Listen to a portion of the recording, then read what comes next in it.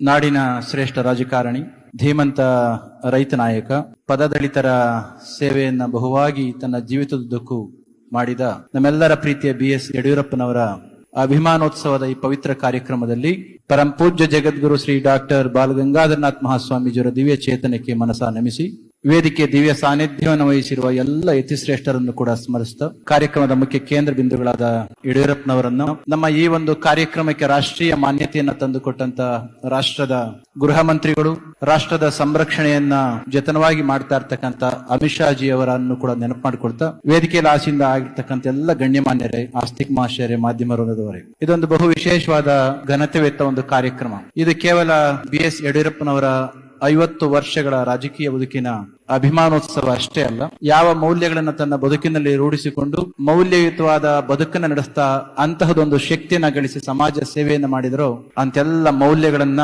ನಾವು ಸ್ಮರಿಸ್ತಕ್ಕಂತ, ಆರಾಧಿಸ್ತಕ್ಕಂತ ಅಭಿಮಾನದ ಒಂದು ಉತ್ಸವ. ರಘುವಂಶದ ಕವಿ ಒಂದು ಮಾತನ್ನ ಹೇಳ್ತಾನೆ, ಯಾರು ತ್ಯಾಗಾಯ ಸಮೃತಾರ್ಥಾನಾಂ ಯಶಸ್ಸೇ ವಿಜಗೀಷೂಣಾಂ ಸತ್ಯಾಯ ಮಿತಭಾಷಿಣೆ ಯೋಗೇನಾಂತೆ ತನುತ್ಯಜಾಂ. ಕಾಳಿದಾಸನ ಈ ಮಾತಿಗೆ ಅನುಗುಣವಾಗಿ ನಾಡಿನ ಆರ್ಥಿಕ ಸಮೃದ್ಧಿಯನ್ನ ವೃದ್ಧಿಸಿ ನಾಡಿನ ಜನಗಳ ಸೇವೆಯನ್ನು ಮಾಡಿದಂತಹವರು, ಆಡುವ ಮಾತುಗಳನ್ನ ಬಹಳಷ್ಟು ಮಿತವಾಗಿ ಬಳಸಿ ಜನಸೇವೆಯನ್ನು ಮಾಡಿದಂತಹವರು ಯಡಿಯೂರಪ್ಪನವರು.